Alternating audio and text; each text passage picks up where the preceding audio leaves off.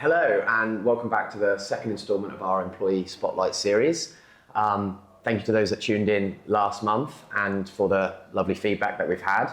This month we're talking to Moira Roberts, so thank you very much for sparing a little time for us.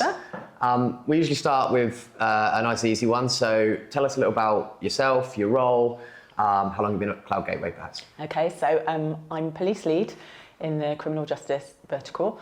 I've been at Cloud Gateway, will be 3 years in June. Yeah, so nice. Nice when you're having fun. So my background is I've kind of, for the last 25 years, I usually say 20, but actually I'm getting a bit older, so it's 25 now. I've worked in, in suppliers into policing, and I started that journey working for a company called Airwave, who are now Motorola, and they did the emergency services network. So I went in there as a service delivery manager. And I had 9 months, I think I've mentioned you before, it's quite stressful because you get senior officers calling you up when there's problems with the network saying, officers will die if you don't get this sorted. So I had 9 months of sleepless nights and then it all just clicked and I just thought this is amazing, really interesting and very varied. So I spent 10 years there and then I've done various other roles before I came to Cloud Gateway, looking after policing. So it's a subject that I feel really passionate about and really worthwhile, and also because, touch wood we won't, but at some point in our lives we might need the police. I think it's vitally important that suppliers are, they're on board and they understand the challenges that policing have. So that's me really. Nice. Well, I mean, obviously I've worked with you on a number of projects over those 3 years, and I can vouch for how much you care and how invested you are in the sector. So thank you for that.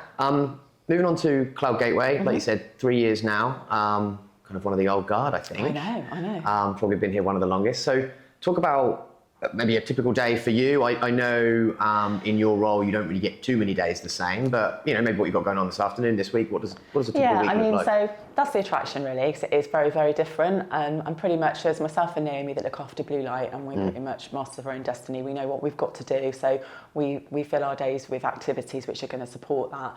But it can be varied from meeting a customer, doing a whiteboard session with one of our techies, or it can be an event. Like, so next week we're doing the Cityforum Digital Police Summit, which is more a thought leadership event. So we've sort of dipped our toe in the water, as you know, because you and I have done a lot of this together, about what sort of events work for us. And what we're not trying to do is sell to police, because we understand that they buy from suppliers, and we kind of don't need to sell, we just need to understand their market. So Cityforum is very much a thought leadership event, so that's really good. So really looking forward to that. Justin's actually going to be on one of the panels. He is, So that's kind of like a typical day.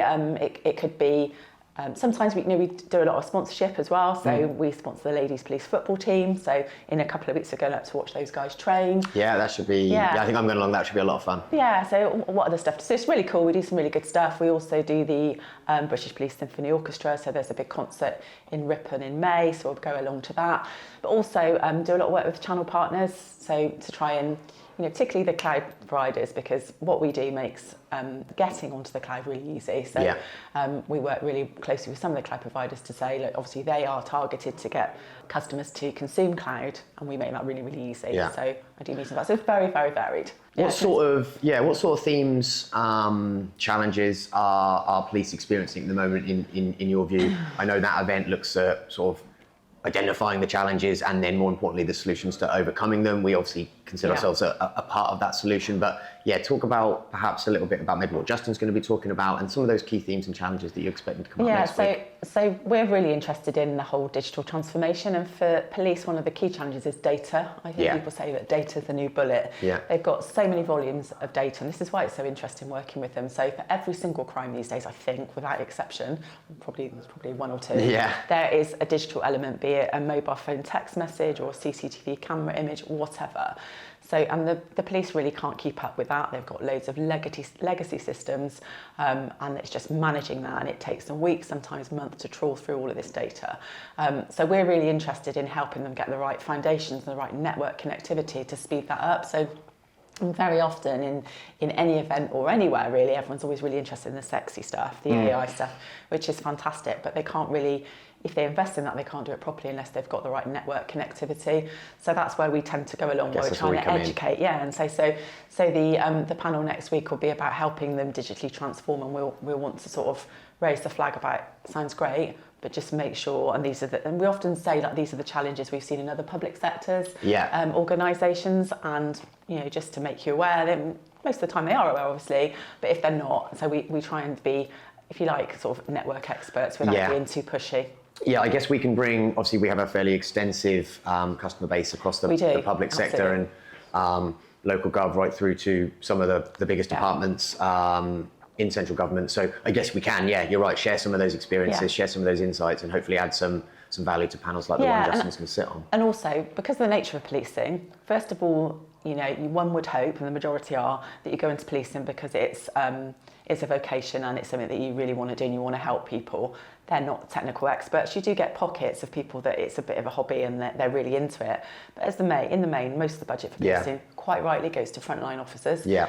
So they don't have a great deal of budget. So I think it's our job to sort of help them make the most of what they've got, really. So it's good. And also what you need to remember, and this is why I love going along to these events, is that it's very immediate and challenging, the landscape that they work in, and they are always the first people that anyone calls. If there's a catastrophe or something and you're unsure what to do, you would call the police. Yeah. And they absolutely always pick it up, even if they're not able to deal with it. Yeah, and obviously, the same applies to the NHS, I guess, and we do a lot in healthcare. But with police, like I said, the challenges they're encountering are always evolving, right? I've seen some crazy statistics around the volumes and varieties of data that they're now handling, particularly the digital forensic side of things. And also, like you say, that's where we can help and support as they're looking to move to cloud and utilize some of these cool tools and bits of software.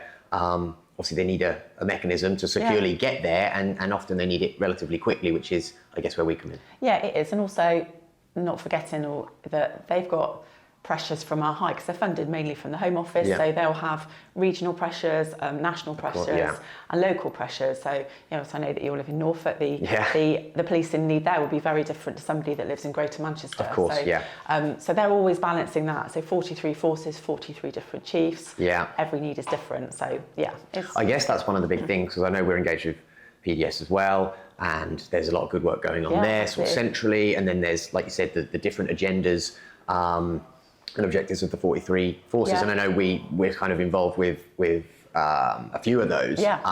We find just across our customer base that the challenges one force is encountering down in one part of the country versus another is very different. So absolutely.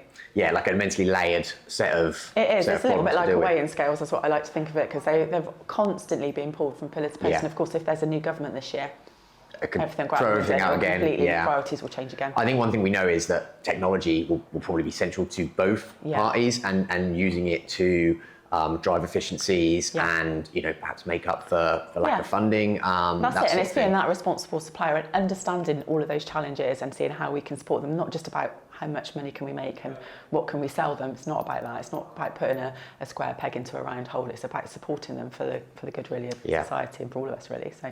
Okay, cool. Well, with that in mind, you sort of touched on the kind of charity work that we've got involved in, and I wanted to touch on it not just because it reflects well on us. I think it does, and I think we're very proud of that. But it's these are more often than not voluntary initiatives that we get involved in. I think you mentioned Naomi there, who has an extensive background working in police, so she's kind of seen it from both perspectives. And a couple of the charities that I'm really proud that we support is kind of like the Lakes, which is a charity set up to help and support the families of police officers that have sadly died in the line of duty. The Symphony Orchestra as well. So maybe tell us a little bit more about why it's important that we give back and I guess support the charities and the initiatives that are important to the community of police officers and the wider justice and emergency services. Yeah, I mean, I suppose it's like any charity, isn't it? They're always underfunded, and where do you put your money? But I just think for us, if we talk about the ladies' police football, there's lots of football fans in Clyde Gateway, and it's always great to not just support something for the sake of supporting it. I can't profess to be like, a massive football fan, but I know that lots of people in Clyde Gateway are, so we get really excited when they do well, and we go along and we support them.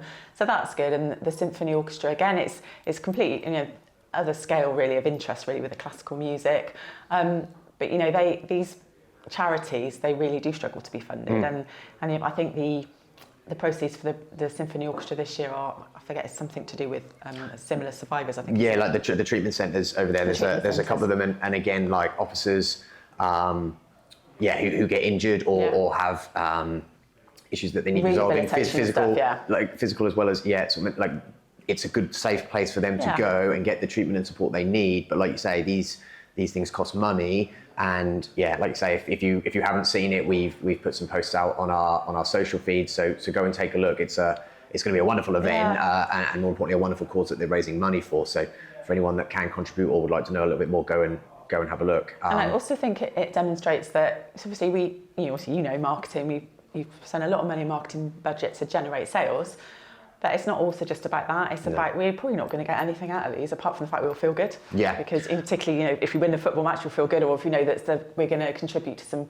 really vital equipment in a treatment centre, then that's good, isn't it? Oh, it's brilliant. And we had Joe on last week, or last month, I should say, and we talked about ESG and social value and some of those issues and giving back and how it's incumbent on organisations like us. I mean, admittedly, we had we're an SME. We only have a certain amount of money that we can contribute, but I'm really glad the business allows me and my team to support. Same. It's something that we should be and continue to be proud of, I think. I think so, yeah. Right, so that's kind of the work stuff out of the way. Let's move on to a couple of questions that I tend to wrap these interviews up with. So first and foremost, how do you like to spend your time out of work? What sort of, if you've got a free weekend, what are you and the family up to? Oh, well, so I've got 3 children. I've got 3 girls, 12, 14 and 16. Oh God, I have 1 girl and that is... Yeah, it's interesting. I think I've said to you before, my brother and my niece call our house the Wild West, so it's pretty chaotic. So I spend most of my weekends with the girls. I've also got a dog, which I love escaping with. No one ever wants to walk a dog. Kids always want dogs. Yeah. No one ever wants to walk her, but I love it, so I get out with Darcy, my dog, as well. And I'm also, the last 6-7 years, I've got into the gym, so I do circuits and spin. I don't tend to do that on a weekend. I do that in the week. Gets me out of bed and out of the school run in the morning. I think you've told me this before. You're an early riser. I am. Doing circuit training at 6 a.m. and stuff like that. I know, it's sad, isn't it? But yeah. Well, I mean, I admire you for it. I have to admit. I'm, as you can tell, not somebody who goes to the gym a huge amount, but I do enjoy going for a run. But I'm the opposite end. I'd rather finish work 7 o'clock when Annabelle's in bed, then I'll go out for half an hour. I'd have spent all day convincing myself of reasons why I was way too busy to go later on in the evening. So it's funny how you're different. It is. In reverse, my snooze would be going off and be like, do I really need to go? Yeah. How important is this? I'd find a reason to have an extra half an hour in bed. Okay, lovely. And the question I use to wrap up all these interviews is, and I appreciate you were saying you were struggling for this for a time, but one word that best sums you up, perhaps.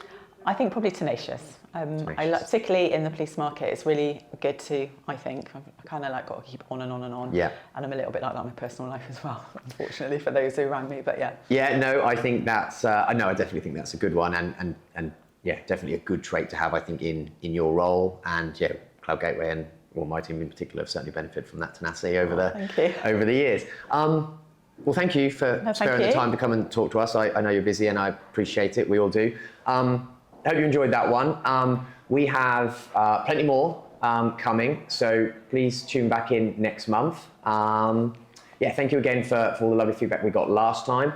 We're glad you're enjoying these recorded versions of our Employee Spotlight.